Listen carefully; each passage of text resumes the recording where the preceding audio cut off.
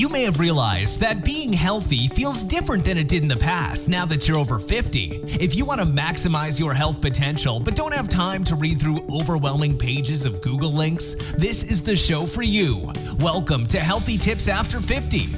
We love doing the research, finding solutions, talking to health experts, and learning what works and what doesn't. Now, your host. She spent the last 25 years dedicated to feeling her best and is here to share her best findings with you, Susan Rosen.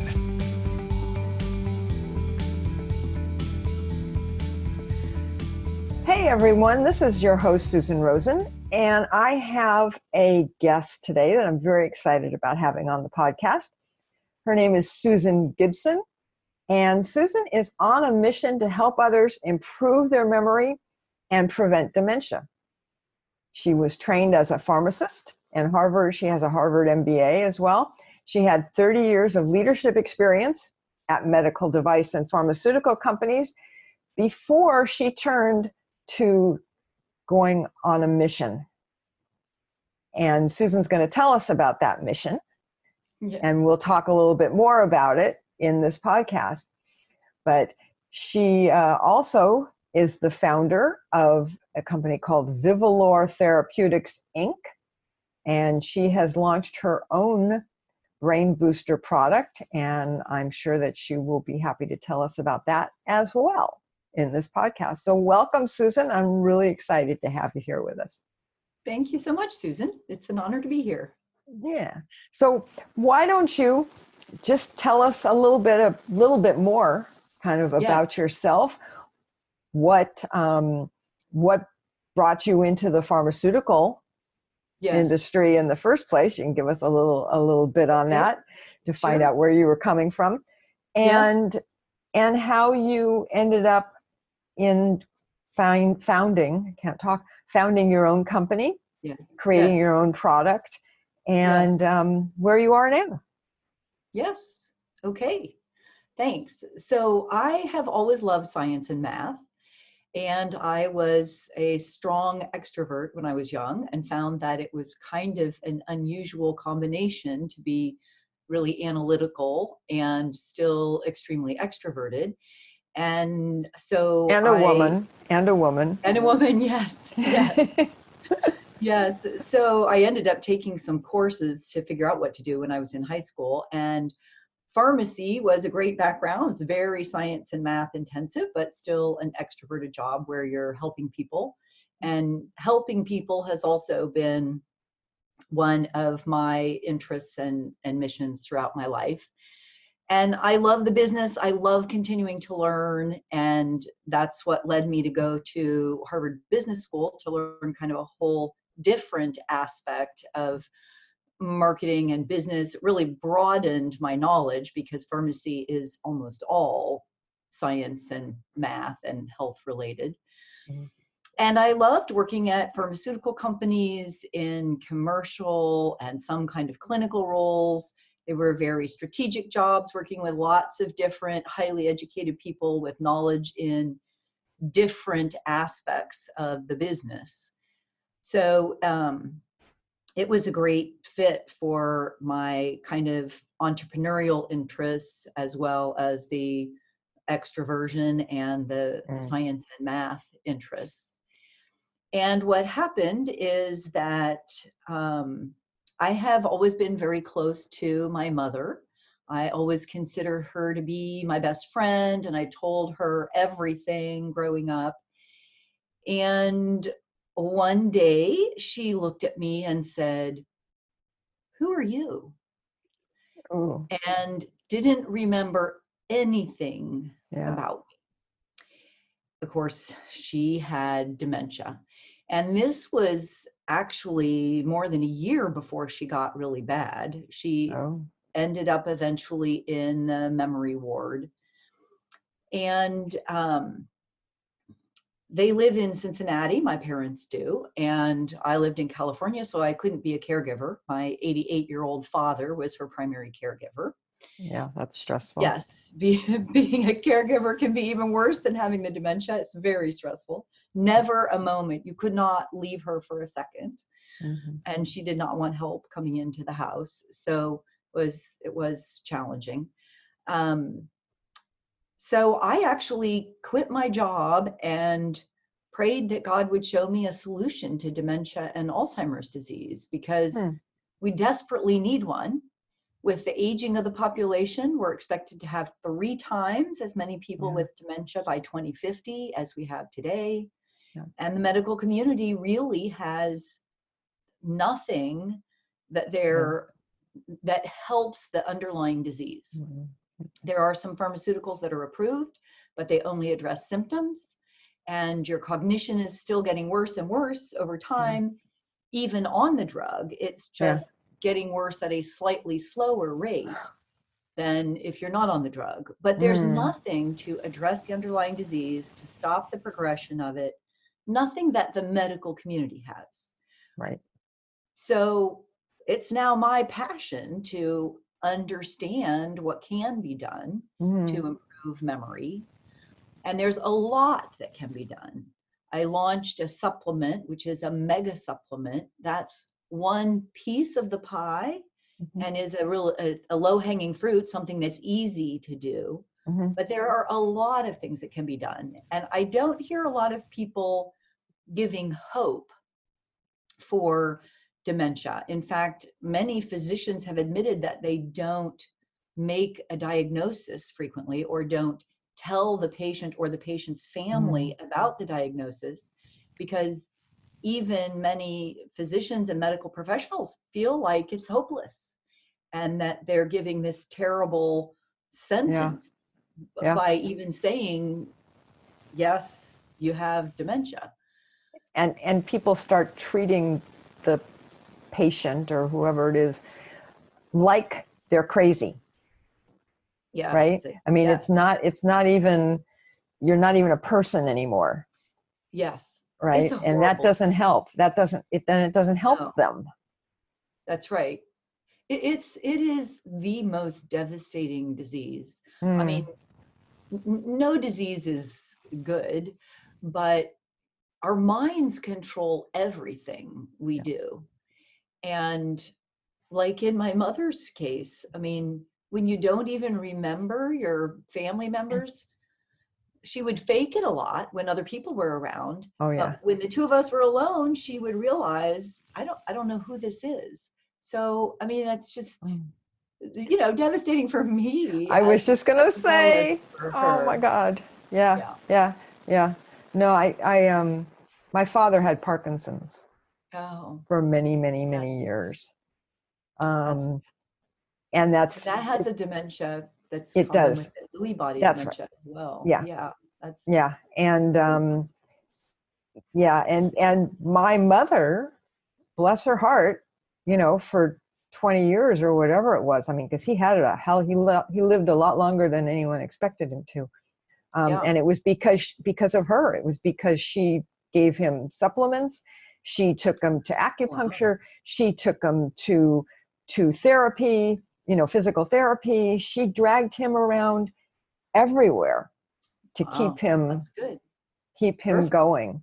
And he did, but eventually, that was, I think the actual cause of death was pneumonia, but she at a certain point, she couldn't even take care of him anymore, because she had her own physical issues. And so, but that's, watching that was not pleasant. It's brutal. And the burden on caregivers is astronomical. We don't, as a society, totally acknowledge it, because most of it is unpaid. I mean, certainly there are memory wards and centers that are paid places, but the majority of the caregiving, and it's tens of billions of dollars a year, and people end up having to quit their jobs or cut back on their jobs when they're the caregiver in the family for someone. So it doesn't just, I mean, it's horrible for the person who has it, but it impacts everyone in the family in a really dramatic way. Yeah, well, that's exactly what I was going to say, because Yes, there's all this money spent on it, but it doesn't include the stress Right. on the Oh, other yes, that people, too. right? Yes. Yes. And I mean, my mother had very bad osteoporosis, Mm. and Mm. and she was 10 years younger than my dad, Mm. and she took the brunt of it, you know. Yes. Yes. Um, and it was very, very hard on her. It was hard on all of the kids. Oh, yeah. Um, and it just, yeah, Yeah. Big toll. it is, and it hits just about everyone. I mean, it's, Yes. and and the thing is that we don't. I think we're getting better as a society of supporting our elderly, but we're But we're we're not right great at there it. for people who have cancer, and we're right there for people who have other diseases, Yes. um, Yeah. but not for dementia or other brain diseases. I mean, there are a lot of other ones. Dementia is only actually a piece, right? There's all these other ones that are also brain issues. Yeah. Yeah. The difference between the word Alzheimer's disease and dementia is Mhm. probably the most common question that you get in this I bet. space. Yeah. And it's because the word dementia is used in two different ways. It's Mm. actually the broad category of diseases Right. that have the symptom Hmm. dementia or memory loss. Uh-huh. So Alzheimer's disease is the largest component Mm. of the category of dementia. About Okay. 70% of all dementia is Alzheimer's disease. Okay. But there are other dementias Hmm. like Lewy body dementia, which is a Right. complication of Right. Parkinson's, like your Right. father Right. Which had, is what or Robin Williams had. Hmm. yes, or vascular dementia, or Oh, frontotemporal dementia. okay. So, since Alzheimer's is 70% of the dementias, people tend to use the word dementia and Alzheimer's somewhat interchangeably. Uh-huh. Um, and dementia is both the symptom and the broad disease Right. category. Yeah. Okay. Yeah. Yeah. Interesting. Interesting. Now, since there are multiple categories in it, or Yeah. multiple little segments, um, Yes. are they caused by different things? And it's Yes. just the result that throws them into this overall category? Yes. Um, So vascular dementia is typically, they call it vascular because it's the blood vessels uh-huh. in the Right. They brain. don't do So the. hypertension and stroke and Mm, some of the other cardiovascular diseases pose greater risk of mm-hmm. ending up with vascular dementia. And you definitely Okay. want to address the vascular component since that's part of the cause here. Uh-huh. But the things that you do to address the dementia overlap between all of these categories and Okay. would help all of them. I mean, Lewy body dementia, the underlying issue is the Parkinson's disease and the lack of the neurotransmitters, dopamine, but the dementia Uh-huh. components itself, again, there's a number of things that can be done about the dementia. You Mm-hmm. still want to address any underlying causes. Alzheimer's disease um, doesn't specifically have another disease that's causing it, Mm-hmm. but the number, I mean, as I've studied this and actually made charts of it, Uh-huh. the number of diseases that increase your risk and help cause dementia is pretty staggering. Mm. And a lot of them are very common things that a lot of our population has. Mm-hmm. So, depression, diabetes, hypertension, cardiovascular disease, sleep Mm. apnea, Right. obesity, chronic stress. Those are all things that significantly increase your risk of getting dementia. Mm-hmm. So, one of the things that you can do that significantly reduces your risk of getting dementia is addressing some of those underlying diseases. Okay. I actually have a little acronym that I Uh-huh. use to help remember some of the main lifestyle things that you Uh-huh. can do. I call it FAST, F-A-S-T. Uh-huh. And F is for food, Mm-hmm. improving your diet. A is for activity. There's a few different kinds of activity: physical activity, brain activity, as well as social activity. S is for sleep Mm-hmm. and stress. Mm-hmm. And the T is for treating these diseases that are revving up the pathology, and for your thought life. So there's some more detail under each of those, but there is a very substantive difference you can make in your risk of dementia by taking these actions. According to the literature, up to 50% of all cases of dementia are preventable Wow. by lifestyle changes. Wow. And Okay. there's examples of people, there was one in the news a couple years ago, an 82-year-old woman who had dementia, made a few lifestyle changes, and a few months later did not have dementia anymore.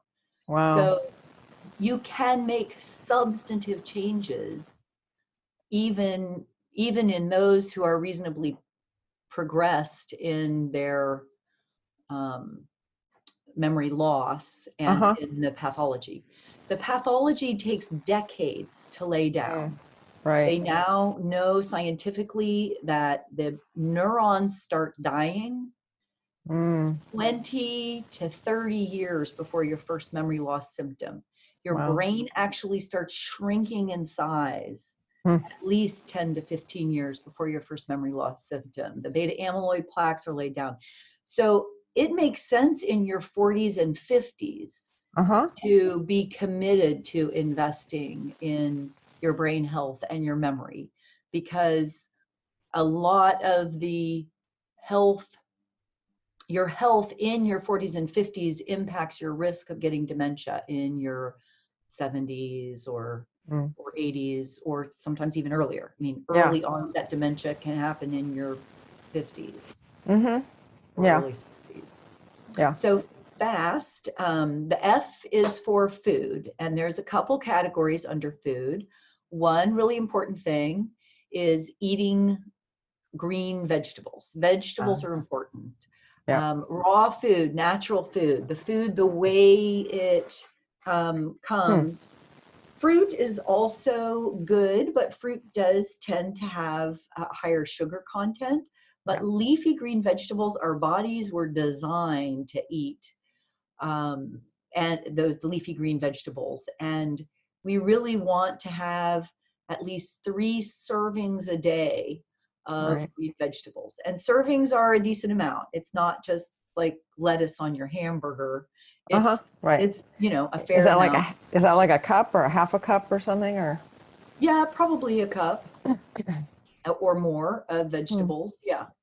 Per serving, I mean, how much is Per a serving? yes. Is a cup? Yes. Okay. Yeah. Yeah. So the greens are really important. Having good. I was just going to say, can I ask you a question? Sure.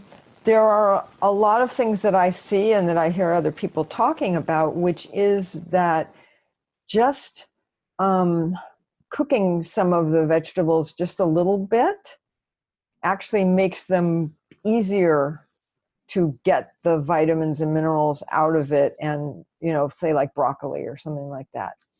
Yeah. Where do you come down on that? I think it depends a little bit on the particular vegetable. They seem to change some, and some of them are also a little harder to eat raw. I think in general, less cooking of the vegetables is better. But consuming the vegetables is the most important part. And if you're not going to eat it, if it isn't cooked a little bit, the important thing is eat them. Eat them, right? Got it. And I think for a lot of people, if you want to be ideal, the more raw, the more natural you can be, the better. Mm. For most things. There's some things like spinach that cooking it actually releases more of the vitamins. But Right, and less of the other spinach stuff is that's not so great for you. Yeah. yeah. For a lot of the other vegetables, it's better to have them as, as uncooked as you're comfortable with. But most of all, just eat vegetables. Yeah. And a fair amount every day. Yeah. Right. Yeah. And then getting good oils is also important. So your omega-3 oils, the brain is actually 60% oil. And the main oil in your brain is DHA. And you cannot make any more DHA. You have to consume it. So it's really important to eat these good oils. You want the polyunsaturated fats, and you want to avoid the saturated fats. Yeah. Glory Day Brain Booster, which is the supplement I created, has 2,000 milligrams of DHA, because low levels of DHA have been correlated with memory loss. Yeah. And they've shown that giving DHA, I mean, your brain just needs it. The membranes of your neurons need it. So you can get some of it by eating the healthy fish, the good fish, the salmon and sardines and things like that. The challenge today is that if you're eating a lot of fish, some of the natural fish has mercury and other heavy metal in it. They're not all so clean. So you have to be careful, because the heavy metals can be a cause, especially of early onset dementia. Yeah, exactly. It's a catch-22, huh? Which is part of the reason I put so much of it in the supplement. A supplement is a good place to go to get your DHA. Yep. If you take an omega-3 that you buy commercially, typically it will say like 1,000 milligrams of fish oil, but it will probably have 250 milligrams of DHA and 150 milligrams of the other omegas. So you're only getting a small amount of the actual DHA. You're not getting the full amount that the fish oil is labeled as. You want to look at how much DHA you're getting. So this Glory Day Brain Booster has probably 10 times what most people who are actually even taking a DHA supplement would get, because it's so important for the brain. Yeah. The one I take is 500, and it's all DHA. Yeah. So I take 2 of them a day. So it sounds like I need to bump that up. 1,000 milligrams is the absolute minimum of what people should get in DHA. Glory Day Brain Booster is targeted a little more for people who are either at risk or concerned about memory loss or have noticed some slipping. So I put more. I have some of the last one. Yeah. And I know exactly where it came from. Oh, really? Oh yeah. No, I as I say to a lot of people, I kind of blew my brain out when I was, oh my God, early in the, like 2012 to 2016, somewhere in there. Yeah. I was working full time. I was taking care of my 90-some-year-old mother. So anyways, taking care of her, running her to the emergency room a couple of times, staying up all night. So she finally decided she'd had enough. She stopped eating and drinking. Wow. And she went. Wow. And so, so the whole thing was just so stressful. I wasn't getting enough sleep for 2 years. I wasn't getting enough sleep. I was going through all of her stuff and selling her condo. And I mean, it just kind of, and after that, I just kind of went. Yeah. Well, that's the S in FAST. It sounds like both you weren't getting enough sleep, and you were having pretty severe chronic stress. And yeah. I ate well, but that's about it. And I exercised when I could. Yes. Anyways, well, I digress. So can I go? I have a couple more. Yes, please. No, please go for it. the F for Yes. food. Uh-huh. One is avoiding sugar and Mm-hmm. processed foods. And Okay. our body and brain is really not designed to handle all of the sugar. We have dramatically increased Yep. the amount of sugar that we consume. We consume 46 times the amount of sugar that we consumed 300 years ago. Wow. And most of the processed food is pretty high in sugar, and our bodies just are not able to process it, and our Yep. brains are not either. Yep. And of course, diabetes is from our bodies having issues handling the Yeah. high blood sugar levels on an ongoing basis. Mm-hmm. They are actually calling Alzheimer's disease diabetes 3 in the scientific literature, I've or seen diabetes that. of the brain, because Yeah. it's so similar to diabetes. And Right. people who have diabetes have a greatly increased risk of getting dementia and Alzheimer's disease. The Yep. overlap, I actually made a list of the things that dementia and diabetes had in common, and there were 21 things on the list. Wow. Pathologically, they look very similar. So the bottom line is, it's tough on your brain when you're eating sugar and processed foods that are high in Yes. sugar. Yes. So Yes. Yes. that in and of itself can make a big difference Mm-hmm. in your memory, Yeah. just Did avoiding the sugar and processed did you foods. did you see where with the new nutrition label they actually have a line now for added sugar? Yeah, yeah, which is And that great. Yes. that's right. People need to Reading the look at labels that. and looking at your food. Thank Some you. of them are shocking. Like some of the yogurt, I mean, you think yogurt, Yes. that's a pretty healthy thing to eat, right? The added sugar is unbelievable. It's more than if you ate a candy bar. Yeah. And sodas, my Oh. gosh, like Mountain Dew has like, I don't remember exactly, but it's like 3 cups of sugar. It's half the bottle if you were just putting Wow. raw sugar in it. So, Yeah. and people drink coffees with oftentimes a lot of Oh yeah, added there's sugar. like this much coffee and all the rest is sugar The and sweeteners. syrups and Yes, milk that's got exactly. added sugar and oh.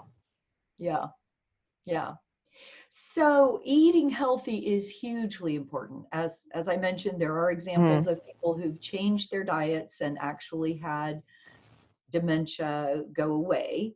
Mm-hmm. Um, and it didn't take all that long. And it's ideal to eat these natural foods. But even if you are eating healthy, you're probably not getting all of the diverse nutrients that your brain needs. Yeah. So a supplement specifically for your brain health is really important for you to take if you're 50 years or older. Again, because Mm-hmm. the pathology is laid down for many decades, you have time to address it. Mm-hmm. And although my acronym is FAST, F-A-S-T, we're not, and there are examples of fast changes that have Mm-hmm. happened in people's memory. We're not talking about a quick fix.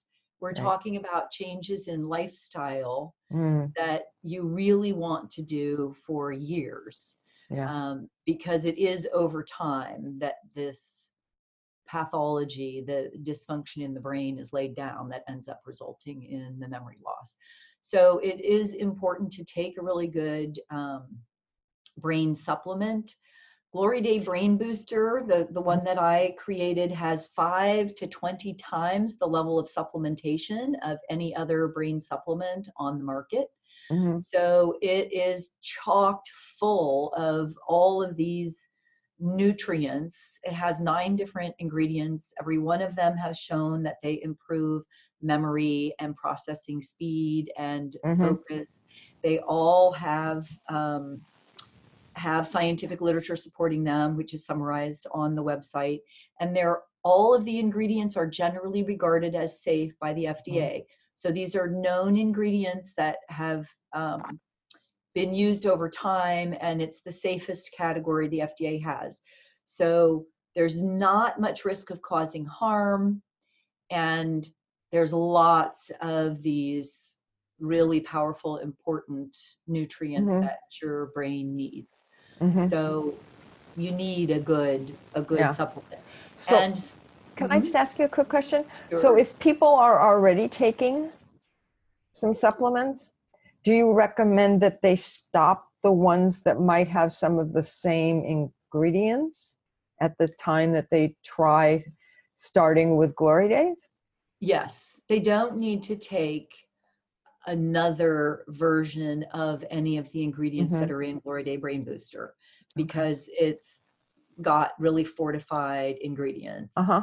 Uh-huh. It's also got a lot of curcumin. So the DHA, as we mentioned, you don't need to take a separate DHA supplement. It's Mm-hmm. got more than any of the supplements you'll find on the market. It's Mm-hmm. also Mm-hmm. got more curcumin than any other Mm-hmm. supplement you'll find on the market. Okay. Curcumin is amazing, has fantastic medical benefits, very broad benefits. The challenge is that your body absorbs less than 1% of native Mm-hmm. curcumin. So people use curcumin as an herb and a seasoning, and Mm-hmm. it's what gives curry its color. Right. Um, and that's great to use it in your food. You're just not getting very much benefit from that Uh-huh. because your body can't absorb it. So Mm-hmm. the curcumin in Glory Day Brain Booster is a patented branded curcumin that's 186 times Wow. better absorption than native curcumin. You Uh-huh. have over 800 milligrams of Wow. that. So you're getting more curcumin than you could get in Uh-huh. any other product on the market. Uh-huh. So there's a couple of key ingredients that have the higher levels in Glory Day Brain Booster, but yes, you don't need to take any additional of any of the ingredients that are in Glory Day Brain Booster. And some people, you really need to look at the supplement you're taking. Um, there's a huge range of supplements, some that are marketing, I'm afraid, kind of gimmicks that are not giving you Mm-hmm. much value, Mm-hmm. and that may not even have. There were some TV stations that took supplements off the shelf in some stores and um, did an analysis, and 80% of them didn't even have the ingredients they said they had. So Yeah. some of the cheap ones, they come from China or wherever. You don't know what's going on with quality. You don't know if they actually have the ingredients they say that they have. So it's important to pick one that's very trustworthy. And some I've noticed have a little bit of caffeine and one little other thing. So you Uh-huh. might feel a little bit more energy, but that is not going to help your brain any. Right. Yeah. So you want to look at your supplement and look at the ingredients, and be sure that you have something that's coming from a trustworthy manufacturer that's really got some Yeah. substantive nutrients that are going to help you. Yeah. Yeah. Have you I don't know if we talked about this before or not, but have you looked at I'm sorry, at consumerlab.com? Yeah, yeah, Have you talked to them, because you can give it to them on your own and yeah, they'll go and yeah. validate all of the Ingredients. Yeah, yeah. that's a very interesting. You made me familiar with the site. I was Oh, not okay. aware of Yeah, it that's what I thought. before, but Uh-huh. yeah, that is one way to have some information on the supplement and whether it Right. is what Yeah. it's labeled to Uh-huh. have Yeah. included. Yeah, Yeah. But that would be something you could put on your yeah. label as well. Well, I do have a separate lab that does Uh-huh. do separate testing to Uh-huh. ensure the Oh no, I'm sure. ingredients. Yeah. Yeah. So anyway, that's the Yeah. F Sorry. in Okay. fast. That's the food Mm-hmm. piece. Um, and if you're not, I mean, it's good to eat healthy. And even if you are, it's good to supplement. A is Uh-huh. activity. And activity is really important. The things that are good for your body are often overlap with what's good for your brain. And physical activity helps to address many of the diseases that are causing the dementia. Mm-hmm. So physical activity is going to help reduce obesity, diabetes, hypertension, a lot of the different diseases that are increasing your risk of dementia, and physical activity itself reduces your risk of getting dementia. The data are pretty shocking. It doesn't have to be massive exercise. There's one study, and it's a little hard to know exactly what's right because each of the studies use something different in a different population, but one study showed that brisk walking for 30 to 45 minutes, 3 times a week or more, reduced the risk of dementia 46%. It essentially cut it in half. So brisk walks, that's very doable. Now you need to keep your heart rate elevated. The whole point here is not, jump up and do one thing and then sit down, and it is doing it consistently over time, because that 30 to 45 minute brisk walk is keeping your heart rate elevated over that 30 to 45 minutes. There was another study in women that had a group that was kind of low level of exercise, moderate level of exercise, and high level of exercise. And the high level of exercise group had an 88% reduction in risk of dementia versus the moderate exercise group. So the absolute minimum is the 30 to 45 minute brisk walk 3 times a week. But the more vigorous the exercise and the more you do it, the more it reduces your risk of dementia. And as you can see from these pieces of data, this is a really powerful piece. Yeah. You want to reduce your risk, you've got to be getting your body moving and getting regular exercise. And how long is the excuse me, is that, do you have to do the high level? And is that like, not where where you can't really talk a lot, or because everybody, the higher you level always is read more all these rigorous different activity. So the higher level would be more like going running for a certain period of time. It's a more intense exercise as well as a longer period of exercise. So like riding a bicycle or something? Yes. Or yes. I'm not sure you want older people to be out running. You can do a little bit, right? A minute, couple minutes, and then on your walk age. Right.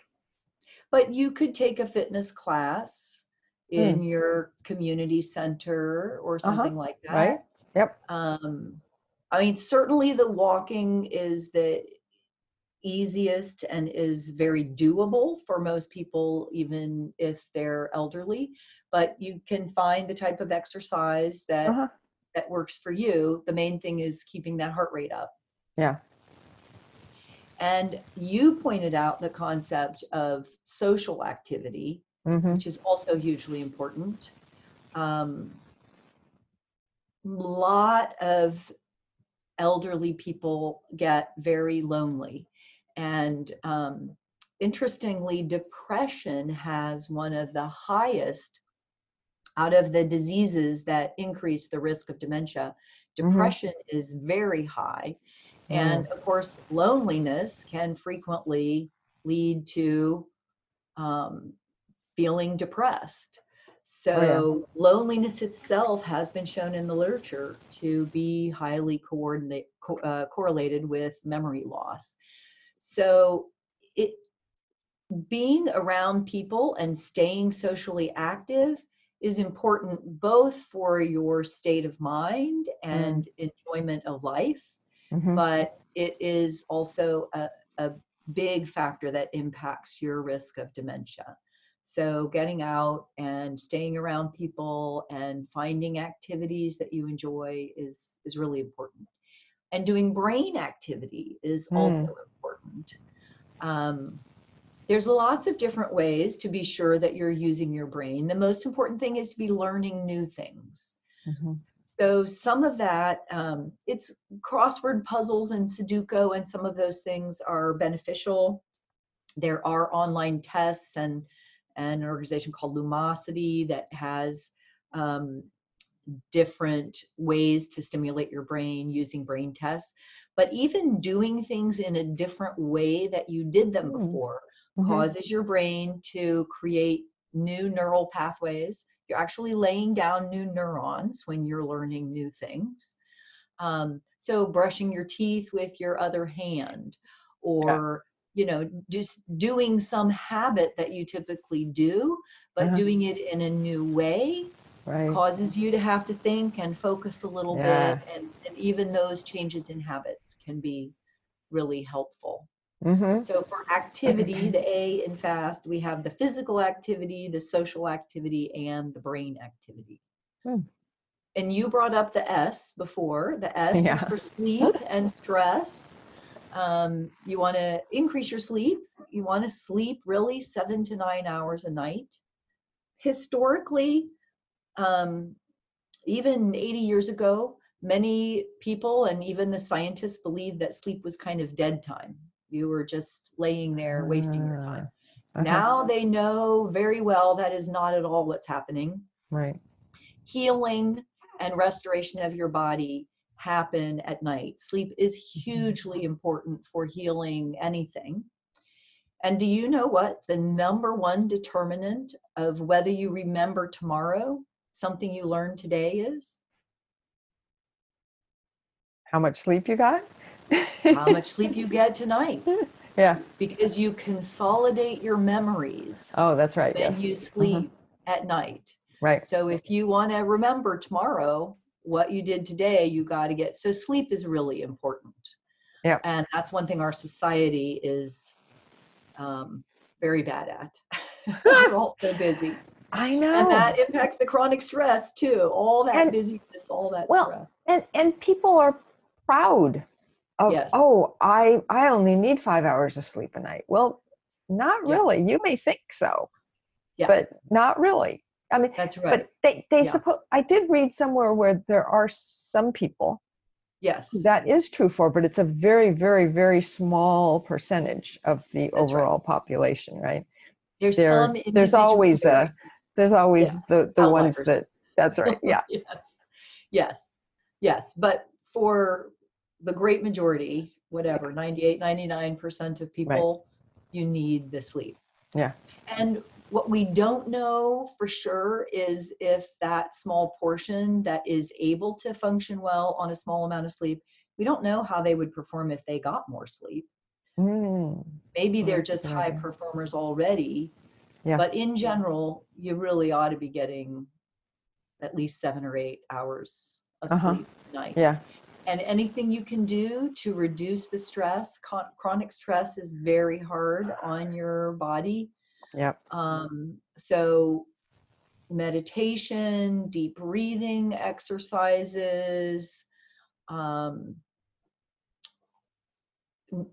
talking about things so that you're not kind of stuffing your emotions, keeping a diary to understand what's causing your stress, avoiding caffeine and nicotine and alcohol, prioritizing your time and just eliminating often the bottom half of our to-do list. If it didn't get done, the world wouldn't come to an end. So, just being gentle with yourself.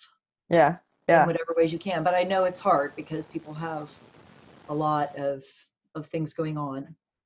Yeah. And so that's the S, F.A.S.T. Okay. I was going to say, I was going to add one other thing is that I think we as human beings have a tendency to obsess or think about the past.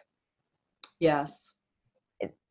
When you can't do anything about the past. Yes. Oh, yes. And the same thing, we worry about the future. Yes. Right? And that just causes people go down rabbit holes with both of those. Absolutely. Yeah. Absolutely. So that's something else. Yeah. I totally agree. In fact, I have that as one of the T's in F.A.S.T. is our thought life, Okay. which does contribute to the stress. But yes, positive thinking and positive confession and being appreciative of the things we have Right. make a difference in both our experience of life, and our brain's ability. I mean, our brain is very powerful. And when we're confessing negative things like, oh, I keep forgetting, oh, my memories are really bad, Right. you find that ends up kind of being a self-fulfilling Direction. prophecy. Yeah, Right. yeah, you've directed, it's like you've directed your brain, right? It's That's like you exactly are right. not going to remember anything anymore. That's And right. your That's brain right. says, And it doesn't. It great, I obeys. don't have to. I can go to sleep. Not a problem. Yeah, that's exactly right.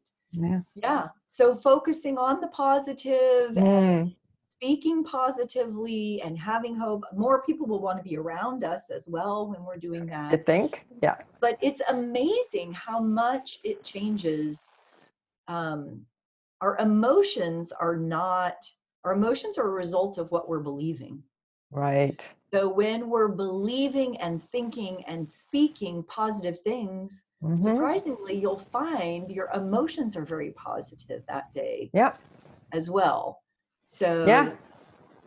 So that's the T. And then the other T is treating the diseases that are revving up the dementia. So we've already talked about Ah. addressing the diabetes, addressing the hypertension. And I don't just mean taking a pill. And sometimes people, especially with some of the chronic diseases like hypertension or diabetes, they Mm. think, well, if I take my insulin, then I can eat sugar.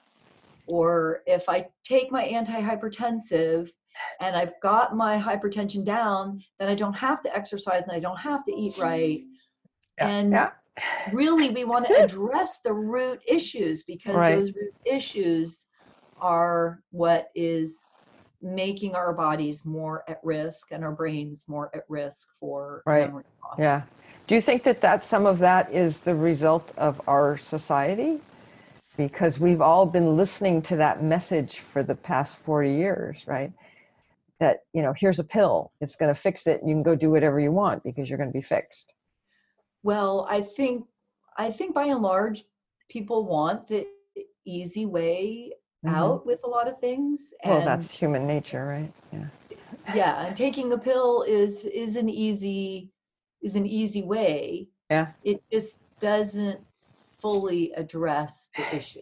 Yeah. It's better than having the disease flaring up and Yeah. in crisis, Mm-hmm. but it's not a panacea that means that you don't need to. And again, I really don't want to be a Debbie Downer with all of this. The whole point in discussing these lifestyle changes is that there is hope, and making even small changes can make a big difference. Yep. So I really don't want people to leave feeling burdened with all of this stuff I have to do. And I'm not saying any of this to say that your current habits are Mm-hmm. bad.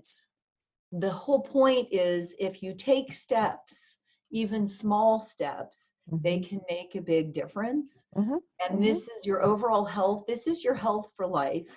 And Yeah. this is your brain health for life. Yeah. And Yeah. if you want to keep your memories and be able to continue to enjoy your life, your brain is controlling everything. It's worth investing in it. Right. Right. And even if you can only do one or two things, Yes. you do those one or two things, you feel better. You get the motivation to look at the list again and say, gee, I could do this other one now, because I've gotten used to this. I've already built it into my lifestyle here. I'm able to do this. Let's add another one or another two. Exactly. And Exactly. you don't have to just throw out your whole life and what you're doing Exactly. and take it on. Look at the things that are the easiest to implement now. That's right. That's right. Pick a few. Yeah. Which and ones make actually progress. are maybe you already are doing? Yeah. Right? And pat yourself on the back because you're doing those. Yes. Take credit where credit is due. Right? Yes. That's that positive thinking. And Yeah. That's right. Be easy with yourself. Yeah.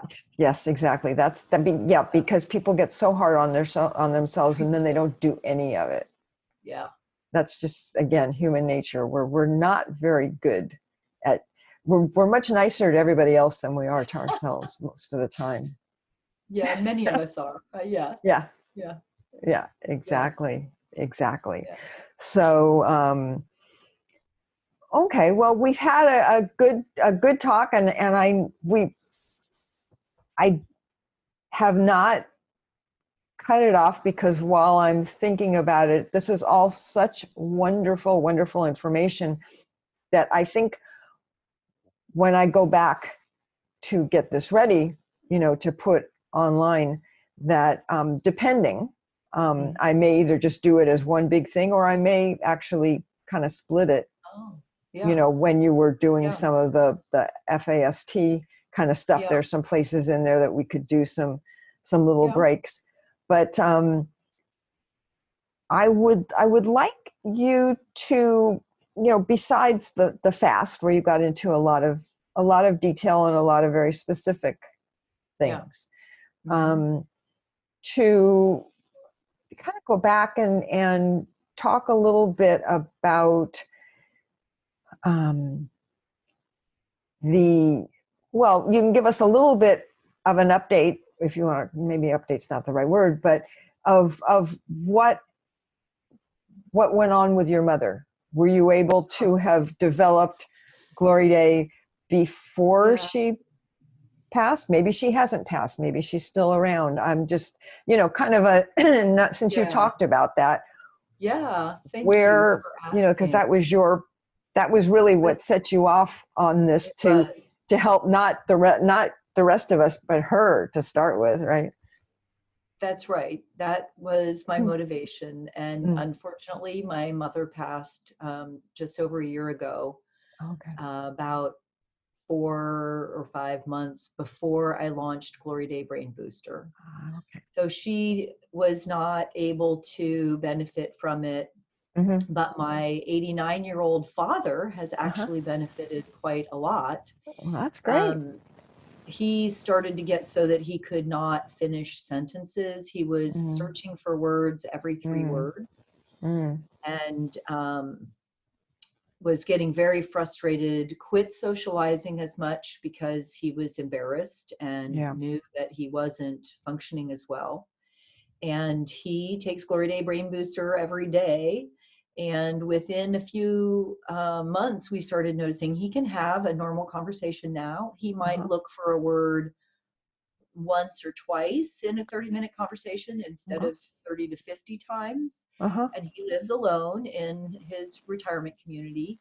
Great. He could use So more he gets, socialization than he has now, but yeah, but yeah. he's doing well, and is he's seen some improvement. We actually have a number of people that have seen some really remarkable improvement, and some that were pretty advanced. Like Mm, Gene had severe advanced dementia, mm-hmm.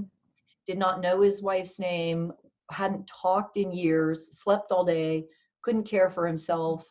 They even took his precious little poodle away from him. Oh my God. And his wife bought Glory Day Brain Booster for him. And in just a few days, he started calling her by name. In a month, he was talking. He was no longer sleeping all day. He could go to the bathroom by himself. He could eat by himself. He was telling his Wow. wife he loved her.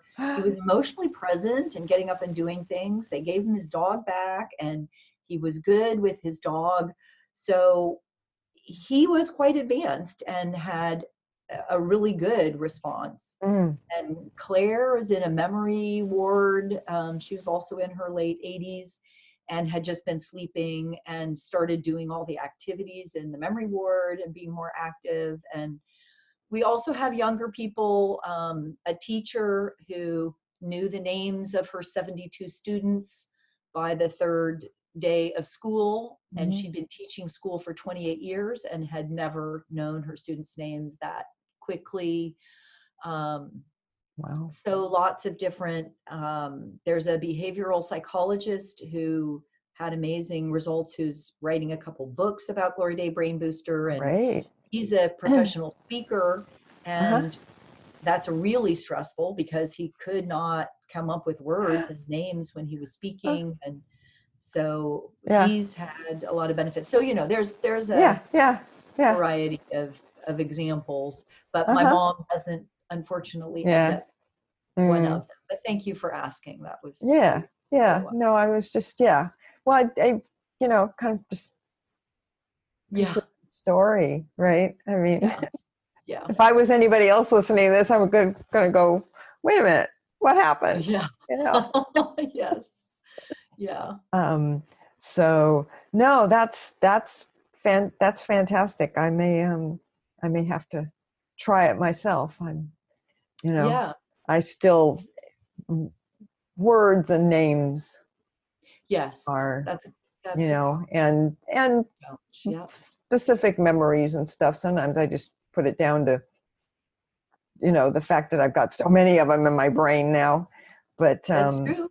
You do have you more know, as you get older. That's part of it. Yeah. yeah, Finding yeah. it, finding the memory. Yeah. Thank you. Exactly. Exactly. Yeah. But it's, and that's one of the reasons I take all the DHA, and, Yeah. I have a Good for whole, you. my husband and I have a whole shelf of supplements that Yeah. we take. Yes. That's That's why I'm good. kind of like, okay, well, I That's could stop helpful. taking that one and that one, and, Yeah. Yeah. you know, If you want to order, it's available on the website, okay, vivolor.com. V as okay, in Victor, yeah, right. And IVEOLOR.com. I will And put it's that on also the, available on Amazon. okay, and I'll put that on the website, Oh, that'd be awesome. um, Thank as well. you. Yeah. And, yeah, and people can go look at it. It's got a lot of good information on it. I have looked at Yes. it, Yes.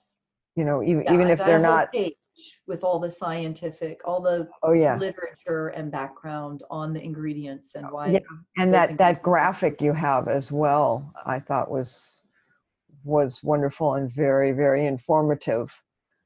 yeah, on who's at risk of dementia and how much Yes, the different diseases yes, can yeah, increase your yeah. risk. Mm-hmm. Yep, exactly, exactly. So, yeah, I really like that one. I Thank love you. those kinds of Well, that's nice. Thank graphics. Well, because they talk to everybody, you. right? And you don't have to go looking through all the pages and things. Yeah. So, from a marketing side, it's Yeah. very good. I tend to I want to put in too much detail and Uh-huh. information and stuff. Yeah. So I'm Yeah, you're always geeking out on it, trying to huh? get, yes, because that's yeah. That's your thing. But so hopefully it's a briefer summary of the literature, but Yeah, yeah. no, I like it. I like it a lot. I didn't actually look to see whether you could click on any one of them to get more information, but that might be your next. The references are all down below. Okay. Yeah. Yeah. Yeah. No, And it and has that the makes number perfect of the sense, but I was just thinking with more. You can click on the references down below.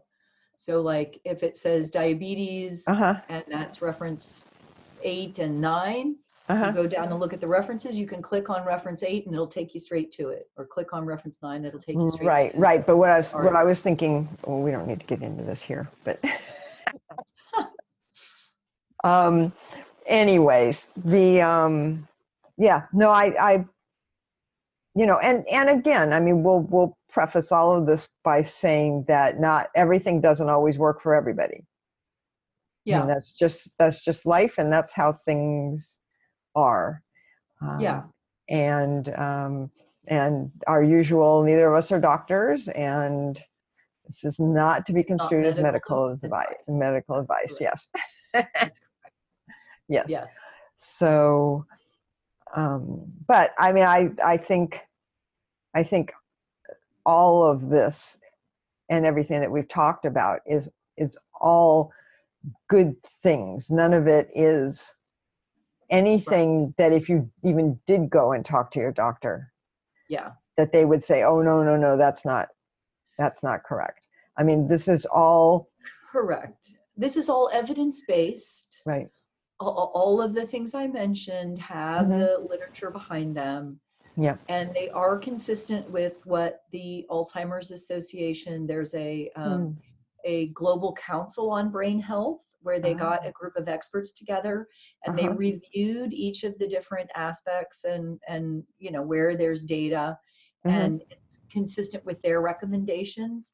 Again, some of these things like changes in diet are very hard to measure the exact impact because it's going to vary based on the person. And I mean, there's a lot of variables in what you're eating.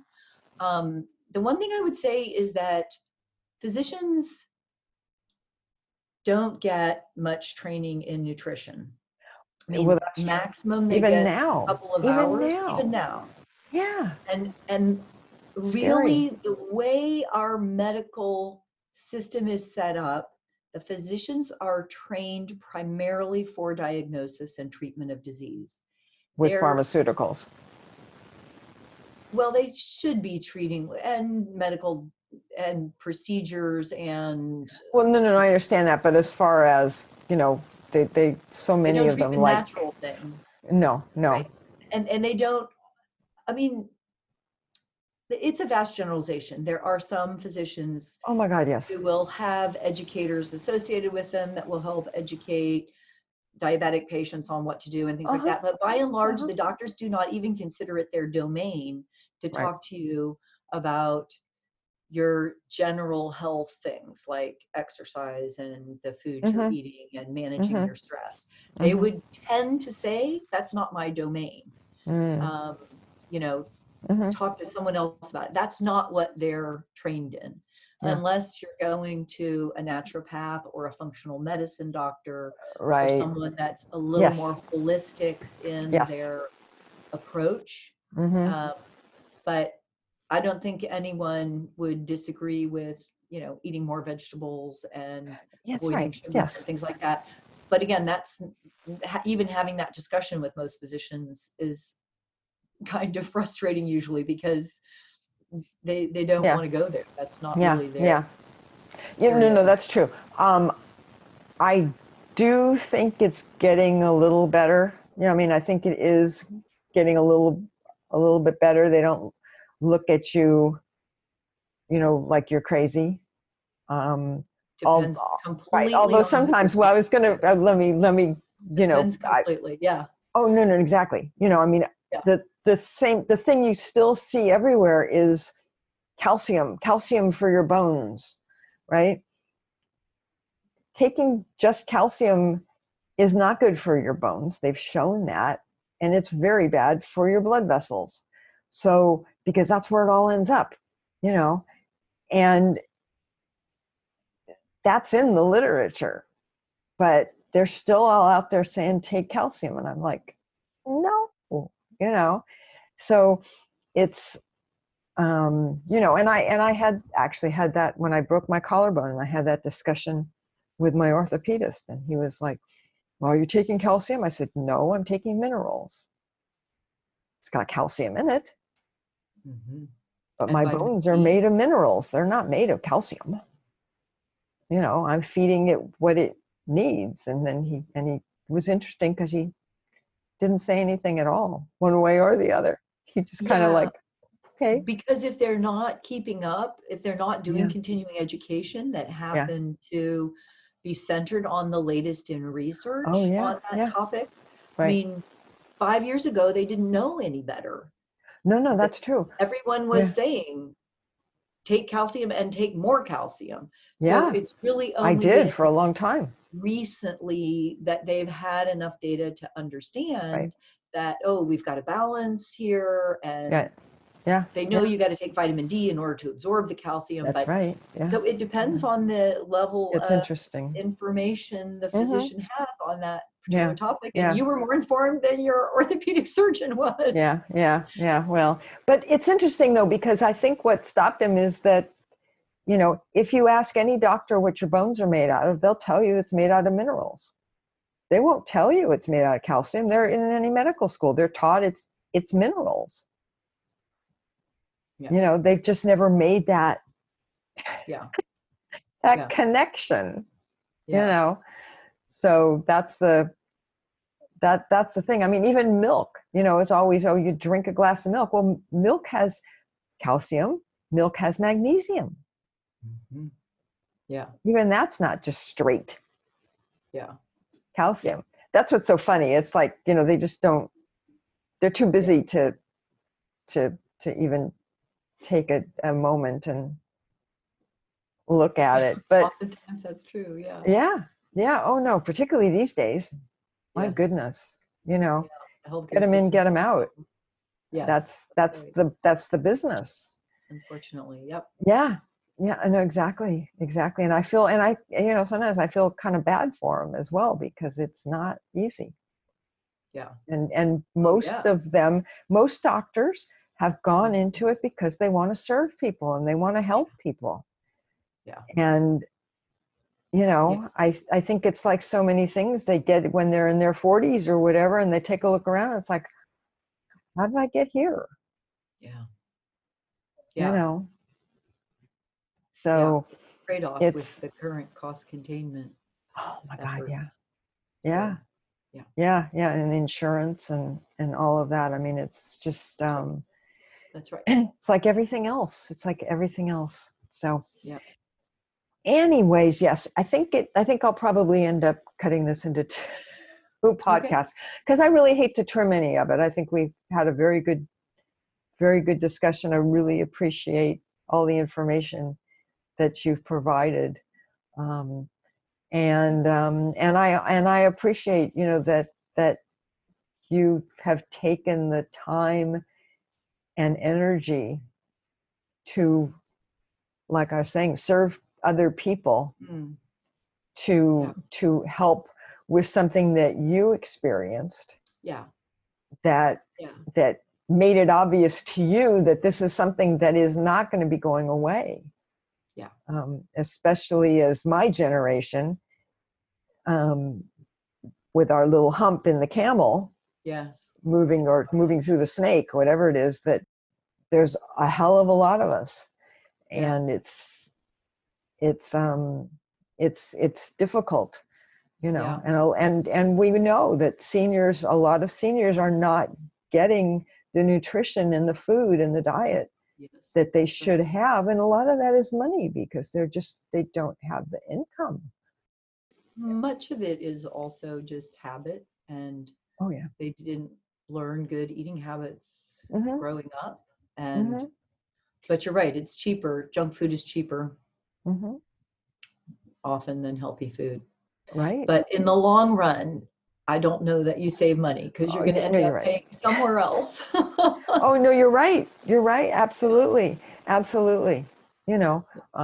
one of the things we didn't really touch on much is organic versus not organic, and how even if there's just a couple of things that, if you just eat them organically, like strawberries, right? There's a couple of things like that where the pesticide use on them is so heavy. The dirty that even if you just stopped, because pesticides are something else that, especially with Parkinson's, they have shown that direct